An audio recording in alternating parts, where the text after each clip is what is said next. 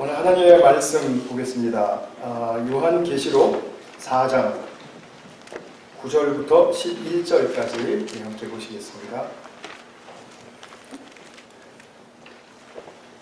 제가 9절, 10절 읽고요. 11절은 우리 같이 한 목소리로 읽겠습니다. 그 생물들이 보좌에 앉으사 세세토록 살아계시는 이에게 영광과 존귀와 감사를 돌릴 때 24장로들이 보좌에 앉으신 이 앞에 엎드려 세세토록 살아계시는 이에게 경배하고 자기의 관을 보좌 앞에 드리며 이르되, 다같이 우리 주 하나님이여 영광과 존귀와 권능을 받으시는 것이 합당하오니 주께서 만물을 지으신지라. 만물이 주의 뜻대로 있었고 또 지으심을 받았나이다 하더라. 아멘. 네, 제가 새 번역으로도 한번 읽어드리겠습니다. 영원 무궁하도록 살아계셔서 그 보좌에 앉아 계신 분께 그 생물들이 영광과 존귀와 감사를 드리고 있을 때에 24장로는 그 보좌에 앉아 계신 분 앞에 엎드려서 영원 무궁하도록 살아계신 분께 경배드리고 자기들의 면류관을 벗어서 보좌 앞에 내놓으면서 우리의 주님이신 하나님, 주님은 영광과 존귀와 권능을 받으시기에 합당하신 분이십니다. 주님께서 만물을 창조하셨으며 만물은 주님의 뜻을 따라 생겨났고 또 창조되었기 때문입니다 하고 외쳤습니다. 아멘.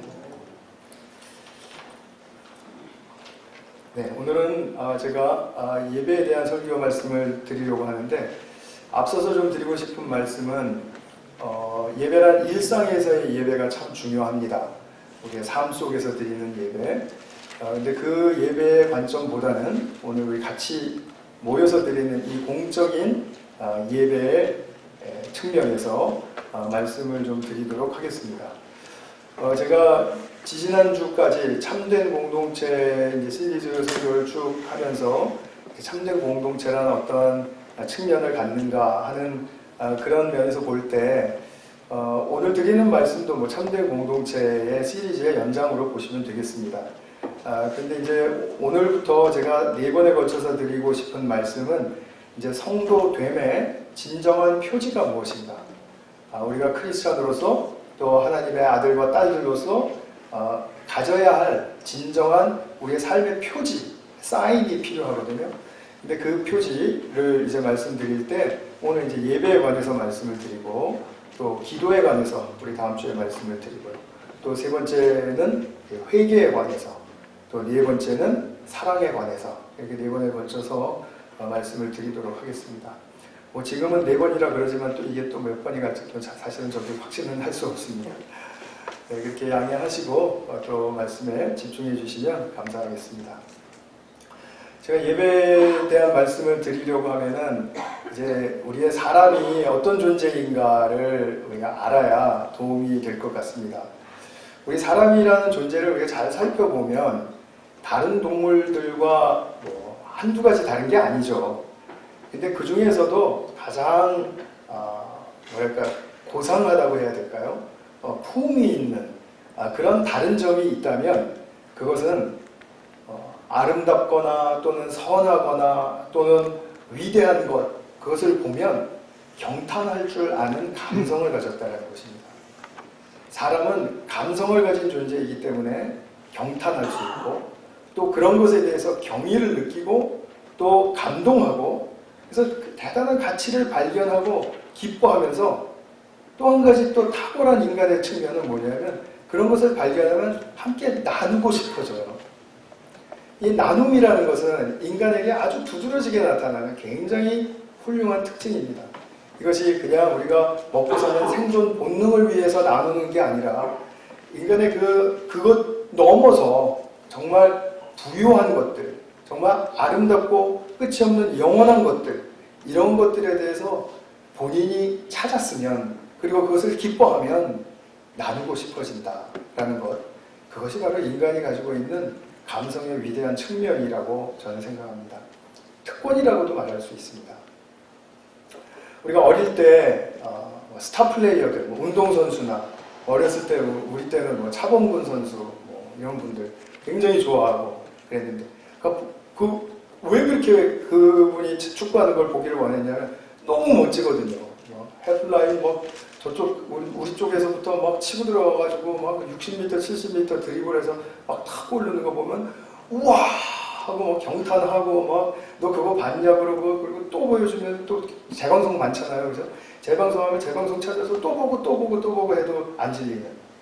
정말 그 경의를 느끼니까 어린 마음에 감동하니까 어릴 때부터 이것은 가능합니다. 이 감성이라는 것은 나이 들어서 불쑥 생기는 게 아니죠. 그러니까 우리가 또 뭐 존경하는 어른이라든지 내가 좋아하는 선생님이라든지 아니면은 책을 통해서 내가 또 위인을 알게 되었을 때 그죠? 여러 위인들 많죠. 링컨이라든지 여러 이순신 장군이라든지 세종대왕이라든지 많은데 그분들을 우리가 알게 되었을 때 어떻게 아무리 뛰어난 분이라고는 하지만 어떻게 이렇게 살 수가 있었을까? 어떻게 이런 것을 이루어냈을까? 경이롭게 여기죠. 이것을 우리 영어로 하면 emotional intelligence. 그러니까 우리의 감성의 지수가 있다라는 말입니다. 근데 우리 IQ만 얘기하죠. 이게 지능 지수를 할 때 IQ를 얘기하지만 사실은 이 EQ 굉장히 중요한 인간의 그 위대한 특징입니다. 우리 교회에서는 IQ보다는 EQ에 훨씬 더 제가 집중해서 말씀드리고 있다는 거 이제 아마 눈치채실 수 있을 겁니다. IQ는 그렇게 중요하지 않습니다. 왜냐하면 기본적으로 다 생존 본능 속에서 IQ는 개발되게 되어 있거든요. 근데 EQ는 이게 그렇게 쉽지가 않아요. 나이가 들어서까지 EQ가 개발이 안 되면 굉장히 메마른 사람이 됩니다. 만나기 힘든 사람이 되고요. 또 다른 사람 만나고 싶지도 않은 그런 또 생각도 들 수 있고 만나면 또 마찰이 일어나고 항상 갈등 속에서 내가 차라리 안 만나지. 안 만나면 외로워서 또 만나야지. 또 만나면 또 마찰이 일어나서 또 안 만나지. 계속 그거 놀게 돼 있어요. 그래서 우리가 이런 EQ, 감성의 위대한 측면을 우리가 어떻게 발견하고 어떻게 표현하고 어떻게 행동할 것인가. 그것이 굉장히 중요한 부분이라는 것 말씀드리고 싶습니다. 인간의 이런 내재된 선한 감성이 표현되고 그리고 행동으로 나타나는 것을 종교적인 용어로는 예배라고 하는 것입니다. 예배. 이것이 얼마나 인간에게는 자연스럽고 아름답고 그리고 축복의 길인지 오늘 그것을 조금 좀 함께 나누려고 하는 거죠. 이런 결론에 이르기까지 이것이 아름답고 또 자연스럽고 축복의 일이다라는 사실을 아는 그 결론에 이르기까지 우리는 과연 무엇을 좀 살펴야 할까를 오늘 성경을 통해서 좀 보도록 하겠습니다. 우리가 인생을 살아가다가 이제 어느 날 특별한 은혜가 임하는 날이죠. 하나님과 또 예수님에 대해서 우리가 정말 잘 알게 되는 때가 이렇게 열림이 일어나는 날이 있어요. 그런 시기가 있고요. 그분들이 어떠한 성품의 분들인지 또 그분들이 어떤 방식을 가지고 존재하시는 분들인지 그것을 우리가 소개받기도 하고 또 읽고 또 묵상하면서 깨닫기도 하면서 정말 그분들과 이렇게 만남이 일어나는 때가 있습니다. 또 그리고 그 지으신 창조의 세계가 얼마나 놀라운 섭리와 또 정말 완벽한 그 법칙에 의해서 운행되고 있는가를 보면 또 우리에게는 정말 너무나 큰 경이로움을 느끼게 되는 것이죠. 신비를 느끼게 되는 것이죠. 더 나아가서 우리의 인생이 하나님의 그 크신 원대하신 그 사랑의 계획 안에 들어와 있다. 우리가 초청받고 여기에 머무르게 되었다. 여기서 우리의 영혼이 영원히 보장된다. 라는 그 놀라운 소식을 들으면 정말 우리는 감탄하지 않을 수가 없죠. 이것이 개인적으로, 인격적으로 다 느껴지신 분들, 경험이 있는 분들은 제가 무슨 말씀 드리고 있는지 다 아실 겁니다. 정말 하나님이 당신 그 자신뿐만이 아니라 또 그 아들 예수 그리스도를 통해서뿐만이 아니라 당신이 지으신 모든 이 피조계를 통해서 최고의 진과 선과 미의 가치를 가지신 분이고 부여하시는 분이라는 사실을 우리가 알게 되면 거기에 대해서 우리의 놀람은 그야말로 우리를 벌떡 일어나게 하는 놀람이죠. 그것을 고백합니다. 하나님은 이렇게 진정한 최고의 가치를 지니신 분이고 이 최고의 가치를 부여하시는 분입니다. 라고 고백하고 경의를 느끼면서 그것을 표현할 때 그것을 우리는 기독교 안에서 우리의 예배라고 부르는 것입니다. 기독교 예배는 하나님과 예수님, 피조세계, 그리고 하나님의 역사, 하나님의 사랑의 원대한 계획, 하나님의 아름다운 진선미, 이것이 바로 우리 가슴 속에 울릴 때 우리는 놀람과 경의와 감탄과 감동을 가지고 그것을 표현하는 길을 찾게 되는데 그 표현하는 길이 바로 예배다라는 것이죠. 요즘 우리가 놀랄 만한 건 많습니다. 외모지상주의, 우리가 멋지게 생긴 사람들 또는 이렇게 또 멋있어 보이는 것들 이렇게 보면은 와 놀랍다, 아름답구나, 그거 놀라죠? 과학은 어떻습니까? 과학주의, 인간이 얼마나 과학을 많이 발전시켜 놨는지 정말 이제는 끝도 없이 나아가고 있지 않습니까? 그런 과학주의를 보면 또 경이롭죠. 또 인간이라는 그 자체만 보더라도 정말 인간은 굉장히 위대한 잠재력을 가지고 있습니다. 비록 타락해서 우리가 제한된 그런 그 범주 안에 지금 갇혀 있지만 그럼에도 불구하고 인간은 정말 문명을 이루고 이렇게 할 수 있도록 굉장히 큰 포텐셜을 가지고 있어요. 타락했다고 해서 그 포텐셜을 활용하지 못하는 것은 아닙니다.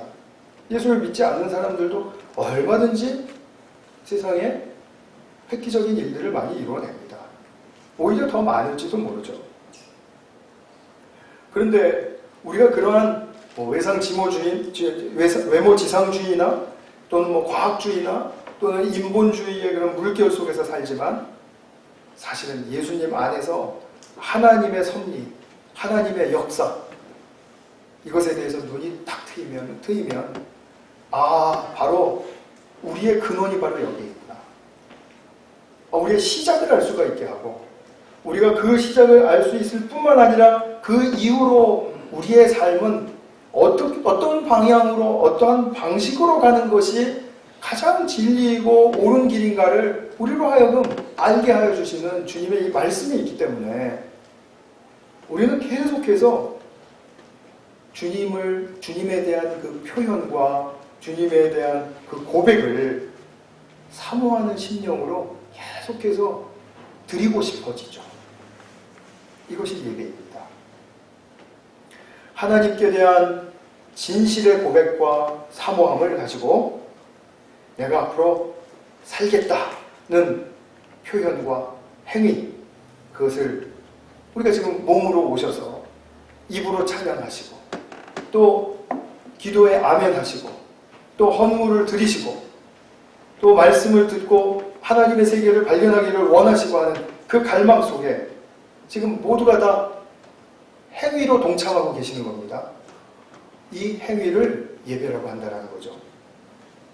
그렇기 때문에 기독교 예배에서의 아주 중요한 필수적인 요소는 첫 번째가 경배의 대상이 분명해야 한다는 것입니다. 내가 하나님께 예배를 드리는 것이고 예수 그리스도께 예배를 드리는 것이라는 그 경배의 대상이 분명하셔야 합니다.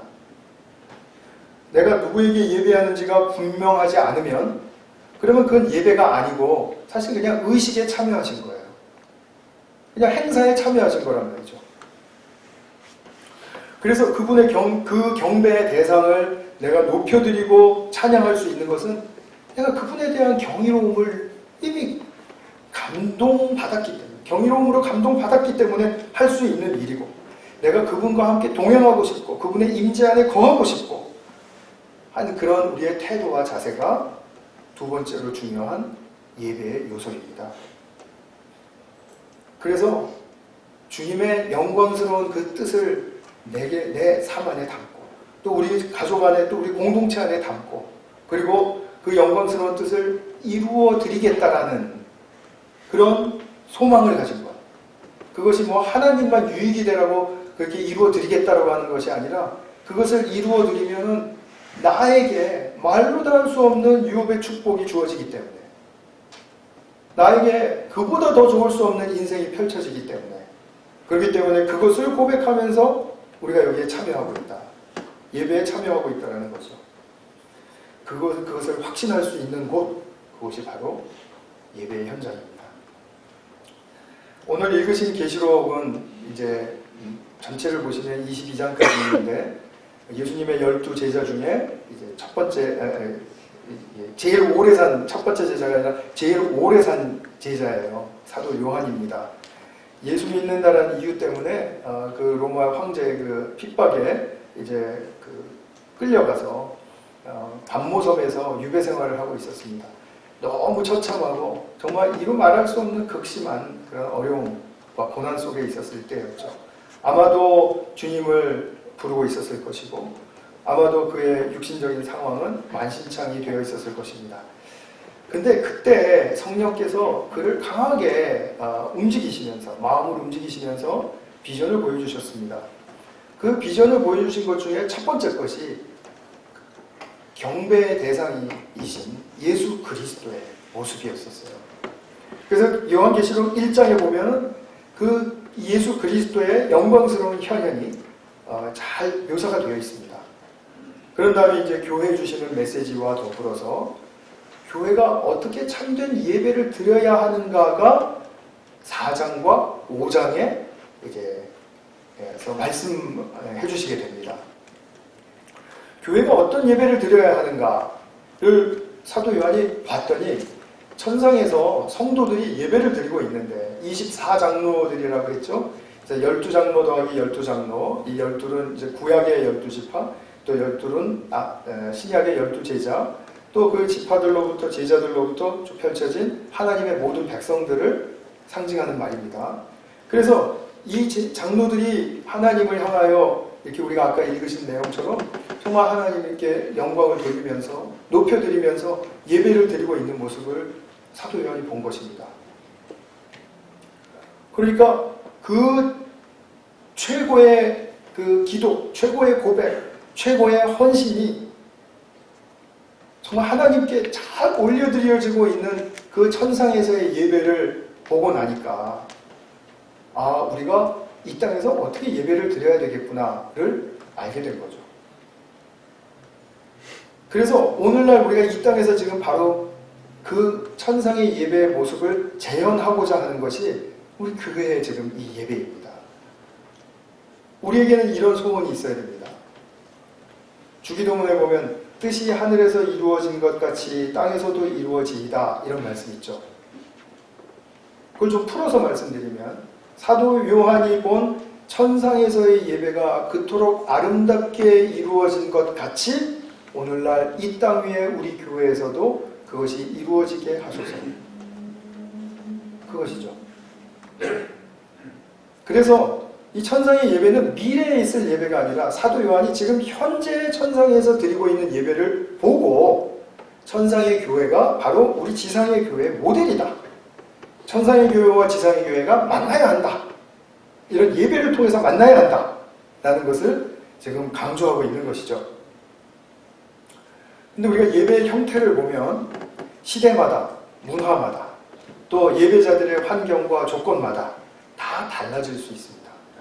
우리가 지금 예배드리는 이 순서가 절대적인 예배 순서이고 이 예배 순서와 형태만이 하나님께서 받아주실 그러한 예배라고 믿지 않으시죠?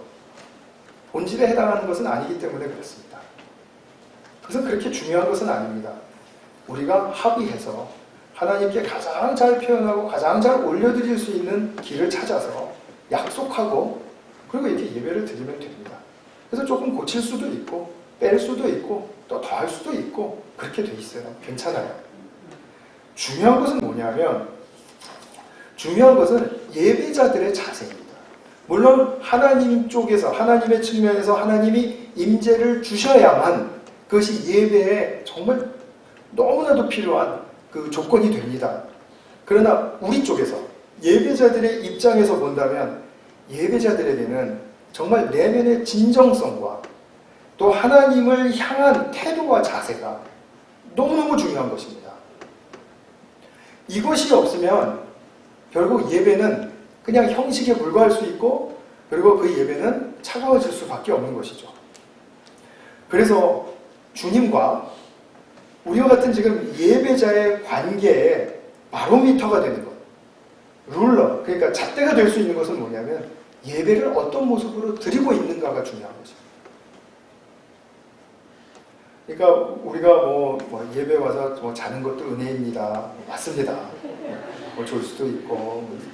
그러나 이 설교가 1시간이라면 나머지 50분을 위해서 내가 지금 10분을 자는 그런 자세로 자야 되는 것이지, 내가 내내 자고야 말겠다라는 그런 상태라면 그것은 굉장히 불손한 것이죠. 그래서 제가 말씀드리잖아요. 중요한 거 아닐 때는 주무셔도 된다고요. 잠깐 쉬시고 그러셔도 할 수 없죠. 옛날에 초대교회 때 그랬습니다. 사도 바울이 막 이야기를 하는데 그 유두고라는 자가 그냥 창문 난간에 앉아 있었어요. 왜 난간에 앉아 있었을까요? 하도 잠이 오니까 내가 여기에 앉으면은 그래도 혹시 위기감 속에 내가 깨어서 말씀을 들을 수 있지 않을까 한데 깜빡 졸아가지고 밖으로 그냥 떨어져 버린 거죠. 근데 죽었는 줄 알았는데 안 죽었죠. 그러니까 잠깐 졸다가 떨어지셔도 안 죽으세요. 그래서 괜찮습니다. 그러나 중요한 건 이거예요. 주님과 나와의 관계예요. 주님과 나와의 관계가 영적인 차원에서 이루어져야 된다는 거죠. 자, 영적이라는 말 제가 항상 강조합니다. 무엇으로 바꿀 수 있다고 말씀드립니까? 영적이라는 말은 지금 저랑 눈 마주치려고 하지 않는 분들 말씀해 보세요. 인격적이다. 인격적이다. 주님과 영적인 관계라는 건 주님과 인격적인 관계가 된다. 주님이 나를 얼마나 사랑하시는 줄 알고 나를 얼마나 위하시는 줄 알고 나를 얼마나 고쳐가기를 원하시는 줄 알고 또 주님이 나의 친구가 되어주시고 내 편이 되어주시고 영원히 나와 함께 있어주시고 싶고 하는 그런 주님과 나는 또 주님을 따르고 싶고 주님의 말씀을 듣고 싶고 실수한다 하더라도 회개하면 받아주시는 주님 그리고 내가 주님 앞에 늘 붙어있기를 원합니다라는 그런 인격적인 관계 그 관계 속에서 예배를 드려야 된다는 거죠. 그래서 오늘 중요한 제가 예배 시작할 때 읽어드린 말씀인데 요한복음 4장 23절 24절의 말씀을 우리가 함께 좀 보도록 하겠습니다. 요한복음 4장 23절 24절의 말씀은 예배에 관해서 굉장히 중요한 말씀이세요. 뭐라고 말씀하시는지 제가 한번 다시 읽어드리겠습니다. 참되게 예배를 드리는 사람들이 영과 진리로 아버지께 예배를 드릴 때가 온다. 지금이 바로 그때이다. 라고 말씀하십니다. 아버지께서는 이렇게 예배를 드리는 사람들을 찾으신다. 하나님은 영이시다. 그러므로 하나님께 예배를 드리는 사람은 영과 진리로 예배를 드려야 한다. 자, 여러분, 영과 진리로 예배를 드려야 한다는 말씀에 대해서 어떤 본인 나름대로의 이해를 좀 가지고 계십니까? 이게 무슨 말인지 조금 이해하셨던 적은 있는데 지금 잊어버리셨습니까? 많이 들어보셨을 거예요, 그죠? 오늘 이후로는 꼭 기억해 주시기 바랍니다.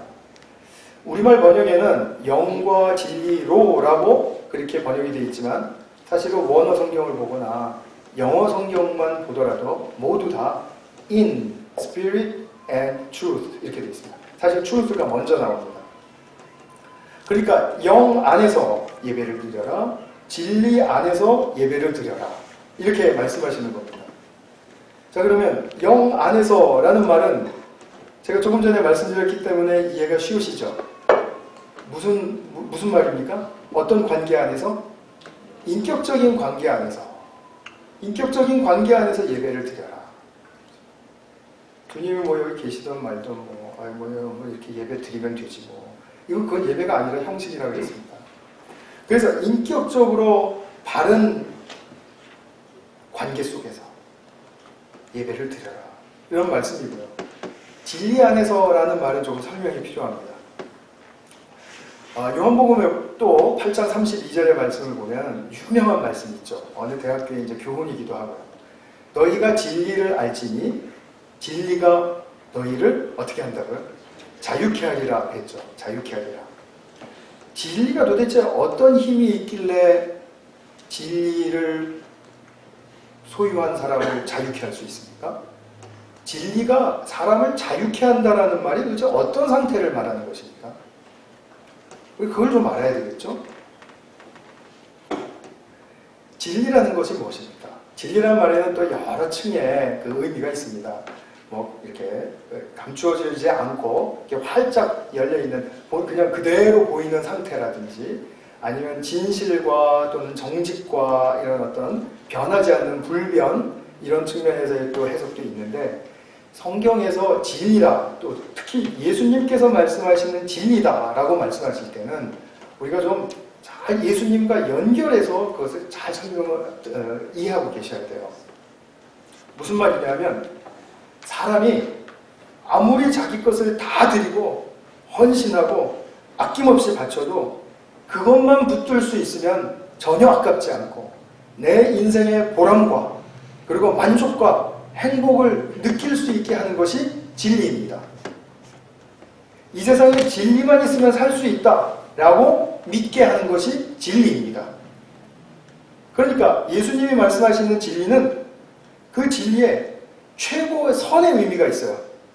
최고 사랑의 의미가 있습니다. 최고 생명의 의미가 있습니다.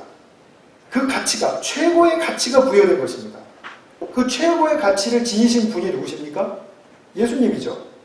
그리고 예수님이 사랑하시는 사람들에게는 예수님이 이 진리를 주시기를 원하세요.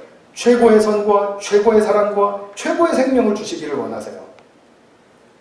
이것을 내가 붙들면 그러면 나는 나의 모든 내가 나를 방해하고 나를 힘들게 하고 하는 모든 껄끄럽게 하는 모든 것들을 다 극복하고 내가 그것에 투신할 수 있을 때 내가 그 투신할 수 있는 그 상태를 인간은 자유하다라고 말을 하는 것입니다.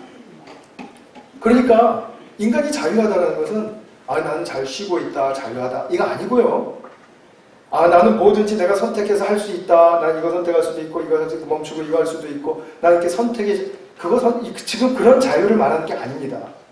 세상에서 말하는 자유는 그런 거 맞습니다. 그러나 성경에서 말하는 자유라는 것은 진리가 나를 자유케 한다는 것은 내가 진리를 붙들고자 할 때 그것보다 귀한 것이 없기 때문에 모든 것들을 극복하고 모든 것들을 이겨내고 그리고 내가 그것을 혼신을 다해서 나를 쏟을 수 있는 그 상태 그러니까 나를 쏟지 않는 그 상태는 자유함이 없어요.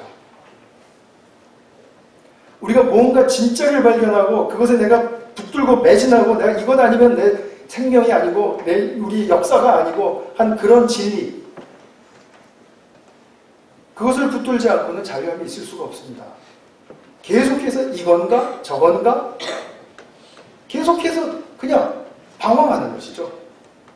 방황을 자유라고 말하지는 않지 않습니까? 여러분 진리를 찾으셨습니까? 예수 그리스도 안에서 진리를 발견하셨습니까?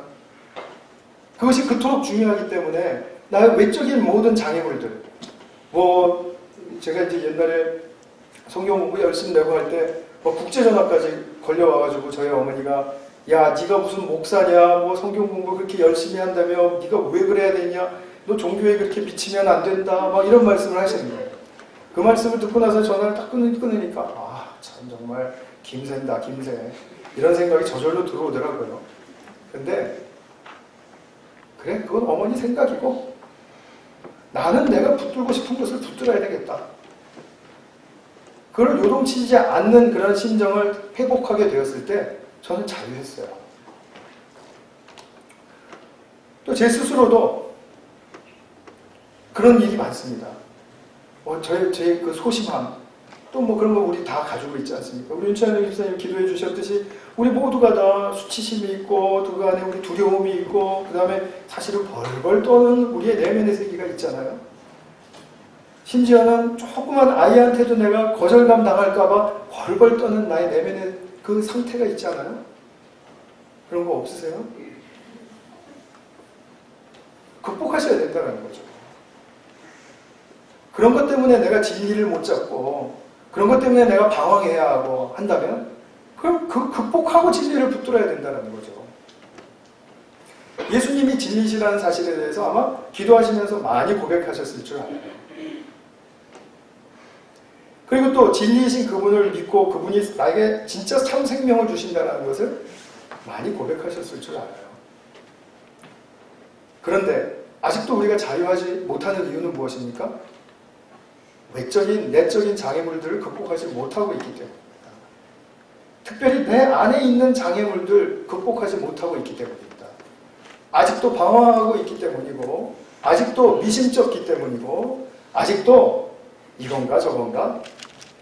뉴에이지가 말할 때, 이렇게 진리의 길이 있대, 뭐 구원의 길이 있대, 그러면 그 구원이 뭔지 알아보지도 않고, 구원의 길이 있으려니 하고 다 있겠지. 얼마나 이것이 심한 방황입니까? 알아보지도 않고 확신할 수도 없고. 이것이 참으로 우리에게 지금 이 시대 정신이 주는 장애물들입니다. 이것이 시대가 좀 더 이렇게 나아갈수록, 현대가 나아갈수록 우리의 내면을 더 괴롭힙니다. 사탄의 전략이 아주 고수입니다. 이따가 또 사탄의 고수의 전략을 또 하나 소개해 드리겠습니다만, 자꾸 우리의 내면을 휘집어 놓으면서 방해를 합니다. 그걸 극복하셔야 되는 거죠.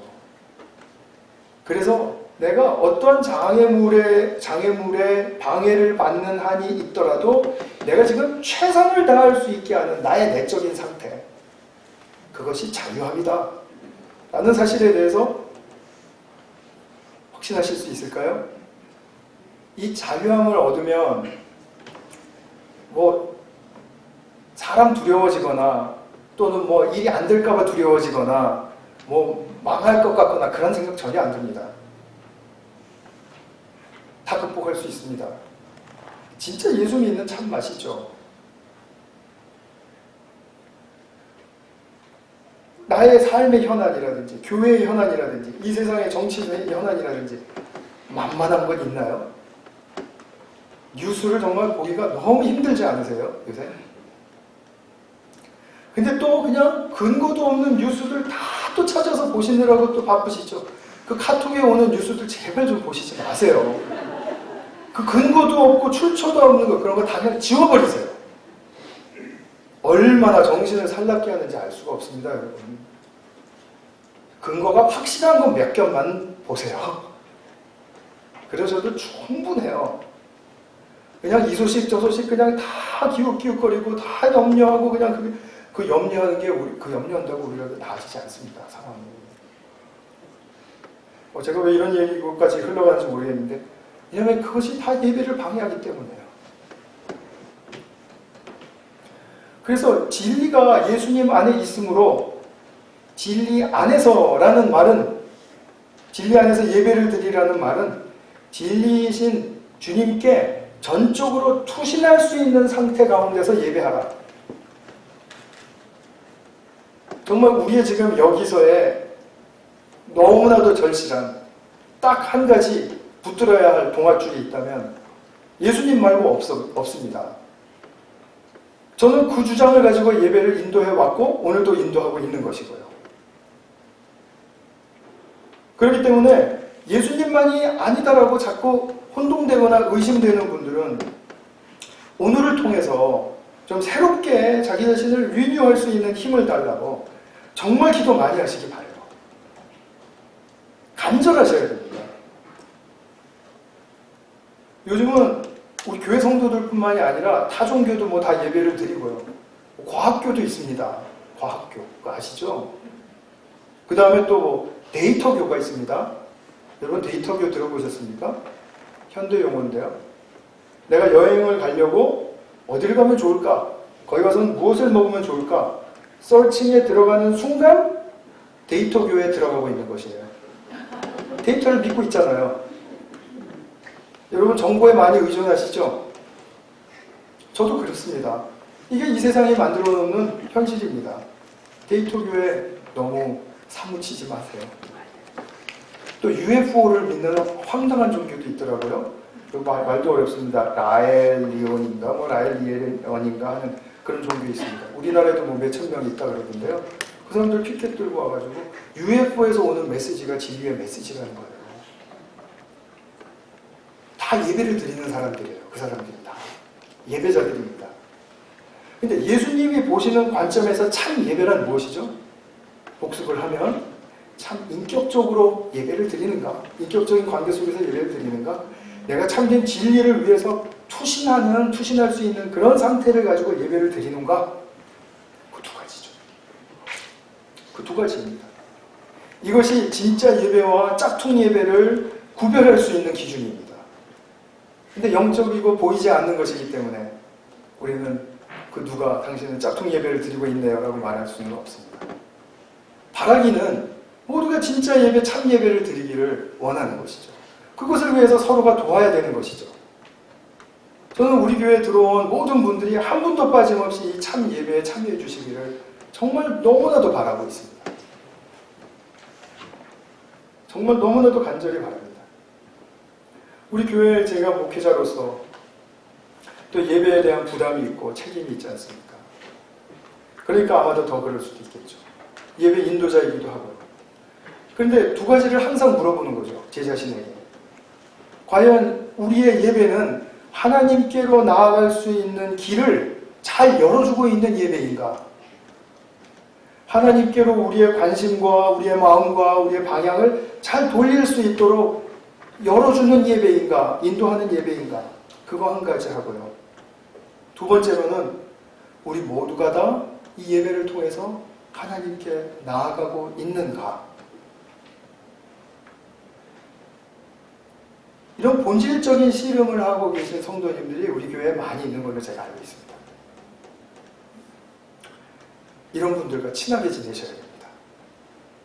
근데 누군지는 잘 모르시죠? 그러니까 확신이 가는 분들에게 가서 빨리 붙으세요. 예배에 대해서 이렇게 좀 그런 분들하고는 그냥 지내세요. 예배를 정말 사모하는 마음으로 드리는 분 같다 그러면 빨리 친하게 지내세요. 싫으세요? 초신자일 때는 오히려 예배에 대해서 사뭇 진지합니다. 도대체 교회가 무엇이며 또 여기서 드리는 예배는 또 무엇이며 예배를 통해서 사람은 어떻게 변화되는 것이며 알고 싶은 호기심이 많을 때잖아요. 그러니까 초신자들의 눈에서는 총기가 발산합니다. 근데 예배의 의미를 못 찾은 사람들은 찾다가 못 찾은 사람들이기 때문에 교회에 오래 다닌 사람들입니다. 유감스럽게도 그렇습니다. 매주 예배를 드렸어도 영과 진리로 예배를 한다는 말이 무슨 말인지 그러니까 감을 못 잡고 왔기 때문에 뭐 정확하게는 몰라도 우리가 그런 거를 모르고 왔기 때문에 경의와 감동이 주님에 대한 경의와 감동이 없어진 거죠. 그렇게 되면은 인격적인 관계가 형성될 수가 없지 않습니까? 그러다 보면은 시간이 가면서 자기도 모르게 가슴이 차가워지고 그러다 보면 예배를 안 나와도 뭐 그렇게 아쉬움이 없고 내가 볼 일 있으면 예배 빠져도 뭐 괜찮다는 그런 생각이 그냥 의례 들어오고 뭐 여행을 가신다라든지 특별히 뭐 누가 손님이 찾아오셔서 불가피하게 1년에 뭐 두세 번, 서너 번 뭐 그런 경우 있지 않습니까? 그런 경우 말고 우리가 이 의례 그냥 교회 예배에 대한 그 시간이 분명히 정해져 있음에도 불구하고 그 예배에 대해서 그냥 오늘은 빠져도 되겠지 하는 생각이 있다면 그거는 지금 참된 예배는 아니죠. 그런 마음가짐으로는 참된 예배를 드릴 수가 없죠. 그러면서 사실은 자기 가슴이 차가워진 걸 모른단 말이죠. 그리고 자기가 중요한 것을 놓치고 있음을 감지하지 못하는 상태에 빠진다는 거죠. 영적으로 다운된 상태이고 적신호가 켜진 상태인데도 그것을 잘 분별하지를 못해요. 그런데 참으로 사탄의 속임수는 정말 대단합니다. 영적 분별력이 떨어질수록 영적으로 다운된 것을 자기가 잘 모르고요. 거기서 자기가 결정하는 것대로 하는 것을 죄책감 없이 하는 것을 자기가 자유한다고 믿게 만들어요. 얼마나 이 세상의 자유에 대한 개념이 우리를 진정한 자유의 개념에서 멀어지게 하는지 모릅니다. 자기 편의의 기준으로 예배를 그냥 자기매김 해놓는 거죠. 프라이어리티를 정해놓는 거라는 말씀이죠. 그 다음에 스스로 자기 합리화 속에서 자기가 자유하고 있다라고 그렇게 말하면 그 자유를 누가 인정해 주는데요? 말하는 자기만 인정해 주는 거겠죠. 아무도 그거 자유한다라고 말하지 않습니다. 여러분 예배 오고 싶으면 오고 안 오고 싶으면 안 오는 사람이 자유한다 그러면 여러분 당신 정말 자유하군요. 그리고 인정해 주실 수 있는 분 좀 손들어 보세요. 없죠? 그런 분들은 없습니다. 자기만 자유하다고 지금 착각하는 것입니다. 그런데 차라리 내가 그렇게 자유한다라고 착각하고 있을 때 나는 아직 예수님을 잘 모르는 것 같고 잘 믿지 않는 것 같습니다 라고 고백하는 것이 훨씬 더 영적으로 유익합니다. 그걸 못하는 거죠. 왜냐하면 여태까지 믿은 게 아까워서 그런 걸 거예요. 적어도 예수를 제대로 믿으면 지금 상태와 같지는 않을 거야 라는 것을 생각하며 위기감을 느끼는 것이 오히려 진정으로 믿을 수 있는 가능성을 열어주기 때문에 난 지금 아직 예수님을 잘 믿지 못하는 것 같아요 라고 겸손하고 마음 아프게 고백하는 것이 중요해요. 이 일은 여러분들에게만 하시라고 제가 권면드리는 게 아니라 저는 늘상 이 질문을 던집니다. 내가 예수를 잘 믿는 목사라면 내가 지금 이러고 있을까?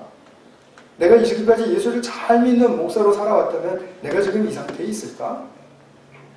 난 왜 아직도 똑같은 문제 가지고 시달리고 똑같은 문제 가지고 두려워하고 똑같은 문제 가지고 만용을 부리고 이러지? 내가 차라리 예수를 믿지 않는다라고 고백하는 것이 예수 믿으면 어떻게 변화될 것이라는 것을 보게 해주기 때문에 훨씬 그렇게 유익하다라는 말이죠. 성경에서 말하고 있는 예배는 정말 진지하고 육중한 무게감을 가지고 있습니다. 우리가 예배를 드릴 때 이러한 절실한 인격적인 관계와 그리고 진리에 투신하고자 하는 나의 삶의 그 상태에서 드리지 못하면 이 예배 육중한 무게감을 견딜 수가 없어요. 그래서 다 예배에 대한 감각과 예배에 대한 기대가 사라지게 되는 것입니다. 그런데 이 기대가 살아있게 되면은 정말 그러고 싶지는 않지만 제가 설교를 망친다 하더라도 성가대가 정말 오늘 정말 너무 형편없이 찬양을 했다 할지라도 그러한 자세를 가지고 있는 예배자는 그 예배를 통해서 분명히 영적으로 배워가는 것이 있습니다. 그것이 하나님의 역사입니다. 우리의 영혼이 잠들게 하는 예배란 없어요. 아무리 미숙하고 아무리 망쳐도 예배자가 어떻게 깨어있는가가 그것이 정말 중요한 우리 쪽에서의 단 하나의 조건이라는 말씀입니다.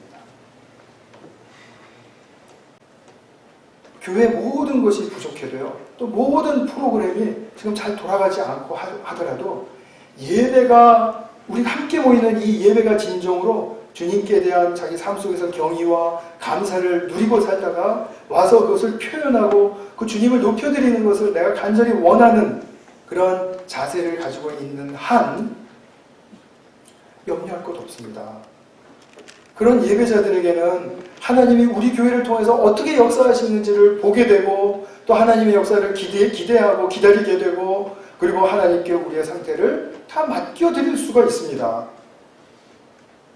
굉장히 조바심이 나서 또 이래야 된다는 그런 말 끝에는 항상 부정적인 결과들이 우리를 마음을 불편하게 해요. 이러다가는 망합니다. 이러다가는 우리 아무것도 안 됩니다. 이러다가는 우리 어쩌고 저쩌고. 우리가 하는 말의 결론을 한번 생각해 보세요. 과정에서의 어떤 말도 생각해 보세요. 굉장히 부정적이고 굉장히 시니컬하고 그거를 모르는 사람들은 마치 아무것도 모르는 사람들처럼 그렇게 취급하고 한심하게 보고 진짜 참으로 영적인 것이 무엇인지를 알지 못하기 때문에 그런 오류를 범할 수 있습니다.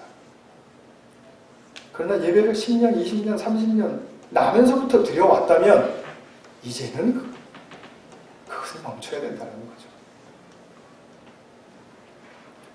예배보다는 부수적인 일에 더 열심을 내고 또 그것에 또 사활을 걸고 그렇게 하다 보면 예배는 식어버리고요. 결국 우리가 도달하는 궁극적인 목표 지점은 자아의 바닥입니다. 내 알량한 자아뿐이 남는 게 없습니다. 그러면 안 되겠죠. 그래서 우리 모두에게 주님이 자비하셔서 매주 이렇게 열어두고 또 기회를 주시는 그 예배의 기회를 굳게 붙들고 나가시길 바랍니다. 말씀을 맺겠습니다. 오늘 제가 교회 광고 시간에도 우리 시간 지키기, 또 본당 안에서 예배드리기, 또 자리 배려해드리기 이런 말씀을 드렸는데요. 이것이 다 이렇게 하나로 이렇게 조화가 되고 또 어우러져서 우리가 정말 영혼의 힘을 얻는 그런 예배 현장이 되기를 정말 바람하지 않습니다. 우리 형제 자매들이 예배를 정말 잘 진지하고 정말 정말 간절하게 드릴 수 있도록 기도해 주시고 또 옆에서 많이들 도와주십시오. 서로가 격려하는 가운데 예배가 그렇게 좋아질 수 있습니다. 이것은 성도님들 자신을 위해서 우리 교회의 영생의 역사를 위해서 꼭 필요한 것입니다. 이것 없으면 안 됩니다. 특별히 이 시대는 예배가 화석화되어 가고 있습니다. 경화되어 가고 있습니다. 그래서 예배 안에서 힘을 얻는 경우가 굉장히 드문 그런 시대입니다. 그러나 우리가 앞으로 우리 교회는 예배 속에서 정말 참된 부흥을 경험할 수 있기를 바랍니다. 그리고 그 부흥의 축복이 우리 모두가 함께 누리고 정말 주님 앞에 오늘 24장로가 면류관을 벗어서 놓고 찬양을 하듯이 우리는 그렇게 얻은 모든 축복을 주님 앞에 다시 내려놓고 그리고 주님 앞에 찬양할 수 있는 그런 복된 성도님들이 되실 수 있기를 바랍니다.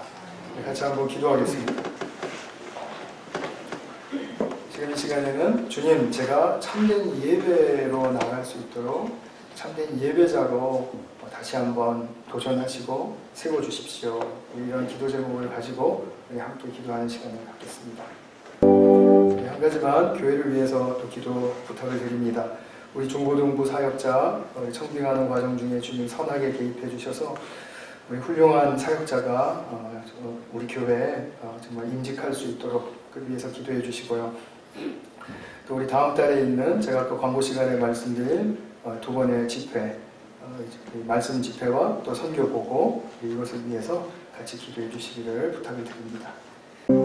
사랑하는 아버지 하나님, 우리에게 매주 주어지는 이 복된 예배의 기회를 더욱더 선용하여 주셔서 우리가 나태해질 수 있고 또 예배의 의미를 희미하게 만들 수 있는 우리의 심령의 적신호들을 읽게 하시고 그리고 그것을 극복하게 하시고 그리고 진리를 위해서 투신할 수 있는 그런 자유함의 상태로 우리가 예배를 드릴 수 있는 주님의 복된 예배자들 되게 하여 주시옵소서. 우리에게 주어진 이 예배의 축복이 얼마나 귀한 것인지를 우리가 서로가 격려하며 또 자랑하며 간증할 수 있는 그날이 속히 올 수 있기를 간절히 소망합니다. 오늘 함께하여 주신 은혜 감사드리오며 우리 구주 예수 그리스도의 이름으로 기도하였습니다. 아멘.